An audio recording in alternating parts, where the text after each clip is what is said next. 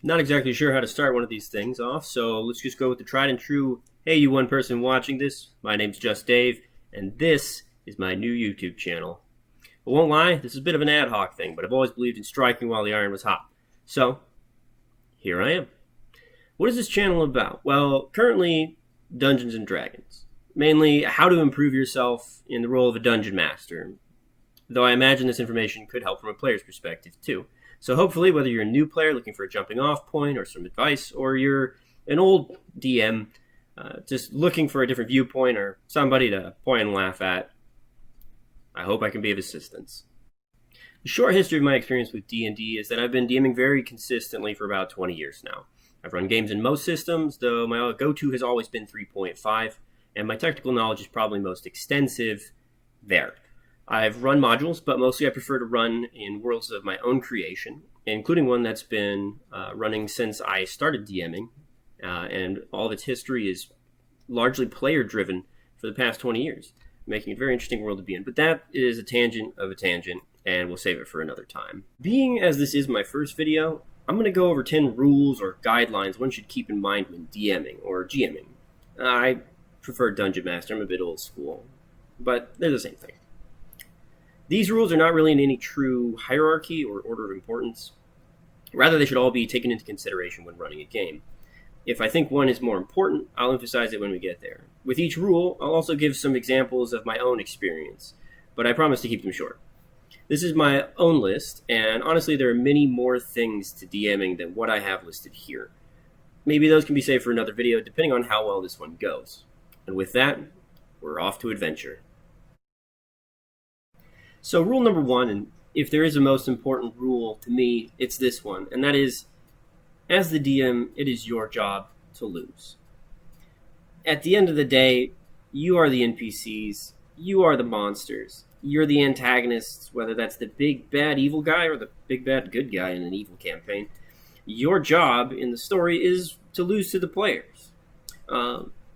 There's fun in victory, there's a lot of exhilaration in that, and there can be a lot of fun or that excitement in losing, but if all you ever do is lose or get beat down, you get pummeled, and you can just never win, then it really wears you down. Your morale goes down. Your willingness to keep fighting just goes. And you don't feel like you're going anywhere. Not like you're getting stronger. So if you're going to have your players lose, and that's, the idea behind it, that's the plan, then it needs to serve a purpose. They need to learn something from it. They need to get stronger, better. In some way, they need to learn something. Perhaps how to defeat the bad guy. They've learned his weakness or how he operates. They've seen their mistake, so they'll be ready for him next time. Or you can use it as a sort of way to get the players to understand how strong the bad guy is, which is sort of setting them up for the fact that the next victory will be that much more fun. They were beaten last time, but not this time. So rule number one is it's the DM's job to lose. So rule number two is learn the rules. Seems like a pretty obvious one. If you're going to run a game, then it helps to know what the rules are. But you'd be surprised. I've known a lot of guys who, my enthusiastic players, they get a great idea. Just a great story idea, and they just get so hyped about it. And they're just like, yeah, I'm going to run a game. We're going to host it. It's going to be, I've got this awesome idea. And everybody gets really excited about it. And then, I ask them things like, hey, do you need some help? Do you want some advice on how to run some stuff? You know what you're doing? And yeah, I got it. And then we're 10 minutes into the first session there, and suddenly something comes up like grappling in 3.5. And they go, the whole story screeches to a halt while they, like a deer in the headlights, this, I don't know how grappling works.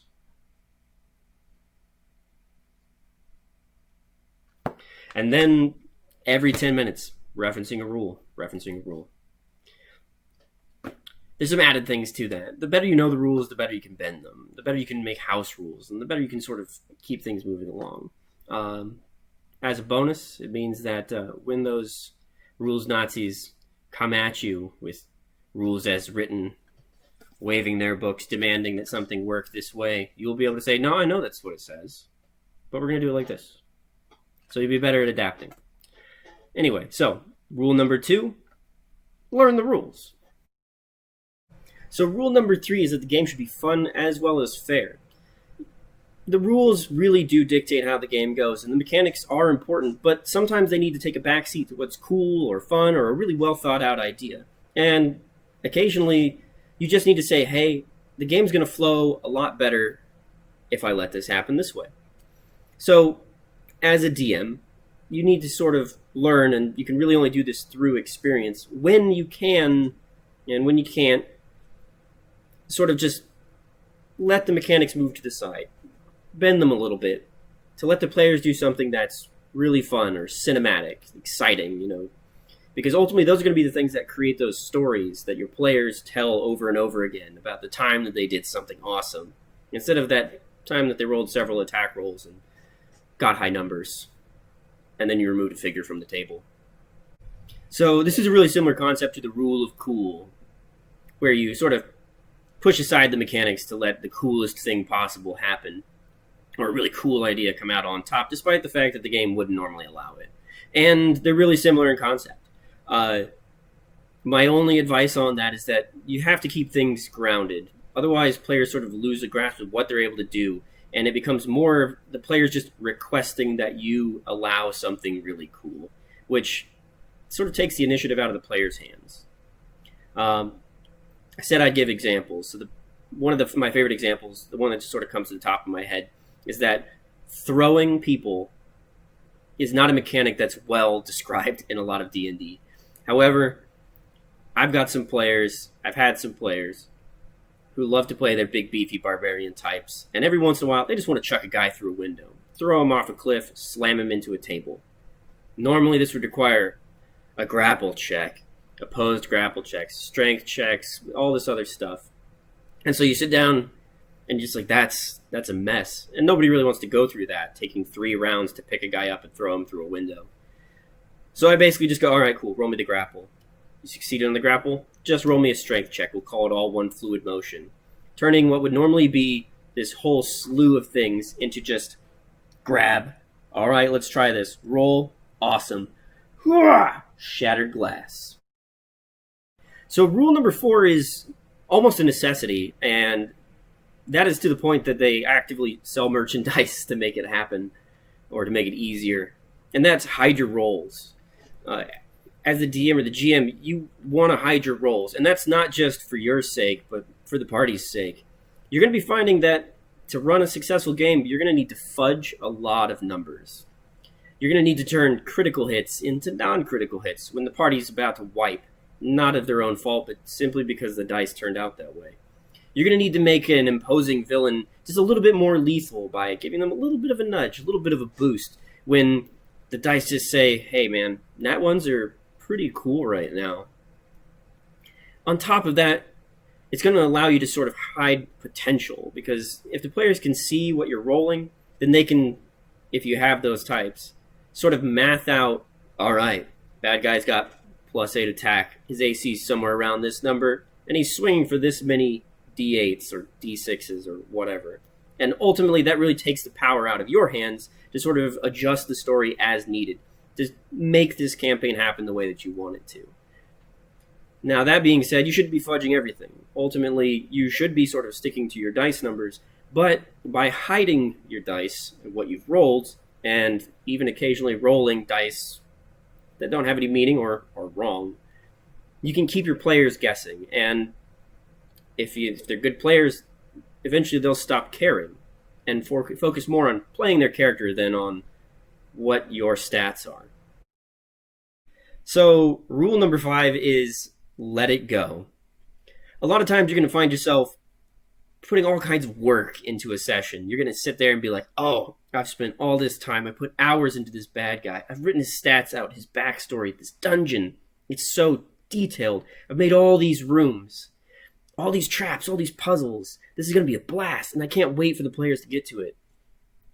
And then when the day comes, they just ignore it. Or they get past it. Or they cheese it. Or they beeline their way through this castle that you've drawn 20 different rooms for. And they only go through 3. And you'll just be sitting there feeling like, I've wasted this. It's all gone. Or you'll even have this boss fight where you expect the players to just engage in this epic battle and they try to talk their way out. Or some dude just cheeses some way. He's been holding on to some ace this entire time and he throws that down and just creams your bad guy. It's in those moments that as a DM you just need to step back and be like, all right, this was a possibility. Don't get too attached. Don't get angry at them. Don't try to railroad them into doing these things. Because honestly, if players feel like the decisions aren't in their hands and that ultimately you're deciding, hey, no, I know that was perfectly legitimate 5 seconds ago, but I need you to do this so that you can have the boss fight that I want you to. Or, no, you have to explore these rooms now because you were supposed to. You can really take that agency away. And then players are just going to feel like, oh, so this is a ride, not a game. Oh, okay, well, tell me where I go, Mr. Dungeon Master. So that piece of advice is as simple as, if the players do something to thwart your plans or to ruin that 7-level tower that you spent a week designing, filled with puzzles and monsters and traps and all that stuff, just gotta let it go. So rule number 6 is that the DM will have to improvise. And that's basically a given for anybody who's ever had to DM before. Don't be surprised if you have to make up full scenarios, full characters, backstories, items, all this stuff just on the fly, because your players decided to go a different direction, make an unexpected decision, turn down the call to adventure in favor of going somewhere else. As a DM, this skill is going to be one of your most important because of how frequently this is going to come up. And your ability to improvise will ultimately make you better at telling your stories because you'll be able to fill in those little holes and those little areas as players adventure and probe. The example that comes to mind most is that I had this group on a campaign. They were a quarter of the way through gathering these powerful artifacts so they could go face off against the big bad. And then they just decided to stop and ask the question, what's south of us? Let's go south. And that put me in a tiny bit of a panic there because there was no south at the time.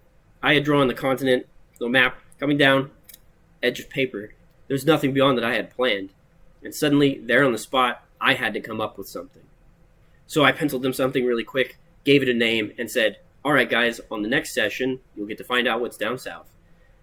And so frantically, I had to come up with an entire continent filled with cultures, cities, backstories, history, all this stuff. And that kind of sudden improv really gave me one of the most exciting settings that we'd ever played in. Some of my most memorable NPCs were improvised because the players asked the question, well, what's this guy's name? Or, hey, can I go to this shop? Yeah, who's there? Or, I'm trying to find blank. Where can I find that?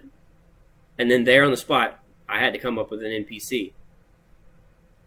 It's one of your most valuable skills. And frankly, even if you're running modules, your players are going to do things that the module doesn't prepare for or doesn't have a script for. Because they're playing adventurers, and players are going to adventure. So rule number 7 is avoid punishing your players. Sometimes players do stupid things. They make poor decisions, whether because they were uninformed or because they were just feeling silly. These kinds of things should have consequences, but knowing what an appropriate repercussion is as important as anything else you do as a DM. When the fighter tries to pry open a chest with his family heirloom, backstory-relevant sword, don't break it when he fails. Maybe imply that it comes close, and then break it if he keeps doing it. The consequence should match the risk and fit with the tone of the setting. I'm not saying forgive every stupid thing and let everything fly, but maybe don't be a sadist. The example I see the most is probably the crit fail enthusiast. The people who, with every natural one, it has to be some kind of crippling or severe or debilitating result, even if it's just a mundane action. I've had DMs who you rolled a nat 1 on a spot or perception check and you're blind. Or You roll a nat 1 on your survival check to find your way through, and you break your leg. Or you nat 1 an attack roll, and you accidentally hit your friend, or you hit yourself. And really, these are the types of things that should be avoided, because this is something that is largely out of the player's control. If you're running a d20 system, especially, a natural 1 is a 5% chance on every roll. And if every time that you attack, there's a 5% chance you'll cut yourself, or every time that you go exploring, there's a 5% chance you'll break your leg, or every time you decide to look through something, there's a 5% chance you'll go blind, you're not going to really want to adventure anymore. In fact, I wouldn't be surprised if you found your players locking themselves in dark rooms with their eyes covered. So the short of it is, don't severely punish your players for a single bad roll, and try to find ways to be creative in their failures. So instead of them breaking their leg when they fail their survival check, have them get lost. Maybe they'll stumble across something, a fight they didn't plan, or a cave they hadn't known was there. You can turn this into a new adventure, or something that takes their time from them, but doesn't take away from the story. Maybe their search check or their spot check or their perception check doesn't find what they were looking for, but finds something else. Or maybe their attack roll swings wide and they find themselves off balance, giving them a minus to AC until the end of the turn. Something a little bit more interesting. So avoid punishing your players, because ultimately they'll thank you for it. All right, so rule number 8 is a big one, and one that I think is pretty important. And that is know when to roll and when to narrate. Many tasks can simply be resolved. No rolling needed, whether because the character is skilled enough, or the action is mundane enough, or the story just kind of needs it to happen. Dice rolls, while really fun, are potentially kind of tedious. Rolling for no reason slows down the game, and thinking you failed a roll when there was nothing to fail can be demoralizing. It can really take you out of the adventure. Examples for this are somebody asks you, hey, what's in the room? This doesn't need a spot check. They don't need to roll for it. You can just describe the room. And then if they want to look deeper, maybe have them roll for that. Or if somebody wants to, let's say, you have your big, strong barbarian. He's got 20 strength. He's a big, strong guy. And there's an iron bar, right? Just let him bend it. He's strong enough. Consequences for failure are non-existent. And so rolling isn't really necessary. You'll find this in some of the rule books where they tell you that rolls should really only be done if there's a consequence for failure. And that's sort of the core of it. Your big, scary guy can just be big and scary to commoners. He doesn't need to roll his intimidation check. But when it comes time to try to intimidate the bad guy, or force somebody into doing something they don't want to, because they might run off to the guards, or they might, fight back, then rolls become more important. So as you're running your game, sort of decide, does this need a roll? Or can I just describe what happens? So number 9 is reward creativity. And as a subset of that, avoid saying no. Do this if and when you can. Reward players for coming up with creative solutions to problems you've set in front of them. Maybe ones that you hadn't even planned for.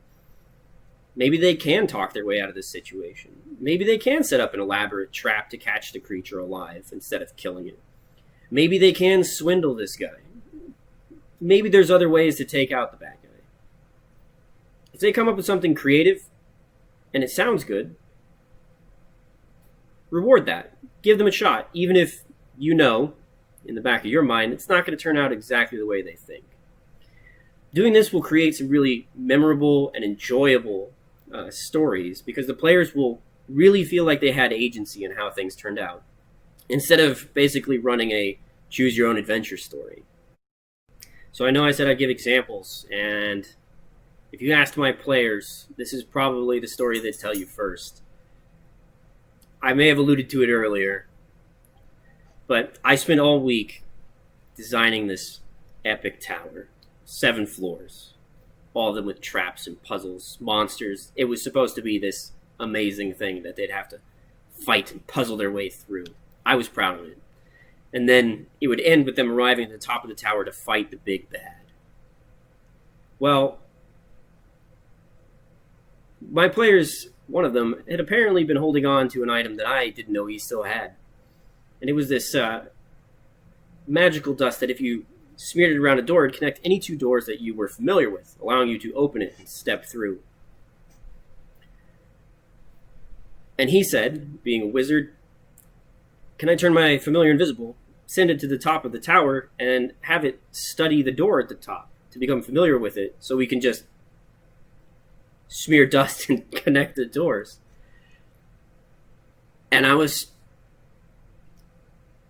wanted to say no, but in that moment I knew, okay, this is a creative solution. He's been saving this stuff. He's been preparing for this. This is the moment. So I said yes, as reluctantly as I was. I allowed him to do it, and they skipped the entire tower, allowing him to arrive at the big bad well before he was prepared for it.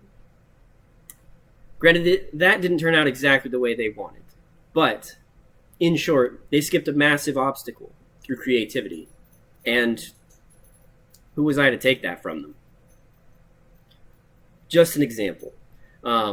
Reward your players for their creativity, and they'll remember it.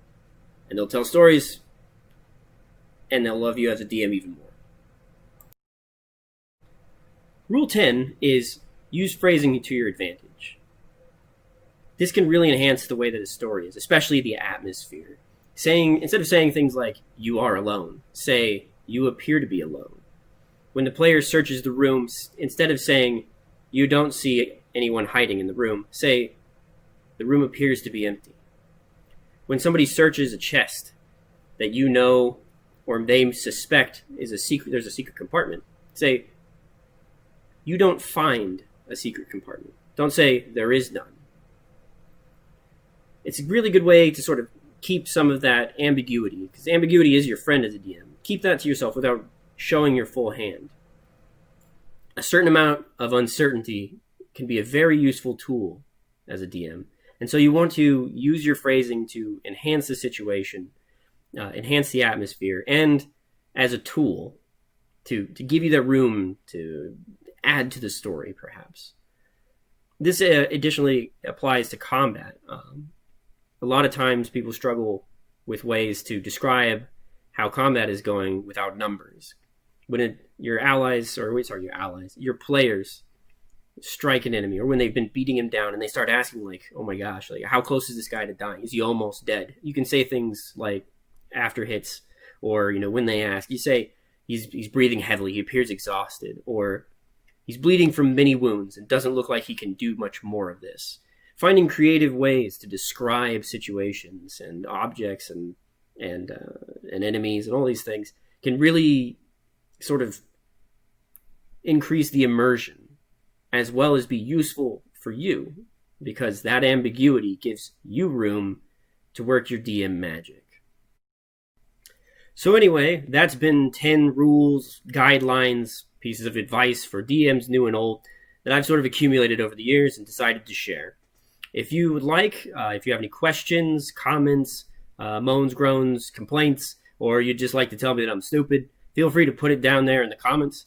I'd be happy to discuss it with you when I get the time. As far as the channel goes, I'll probably be putting up a few more things, either elaborating on this, telling some stories. We'll see how it goes. If you have requests, put that down in the comments too. I'd be happy to hear them. Anyway, until the next one, take care.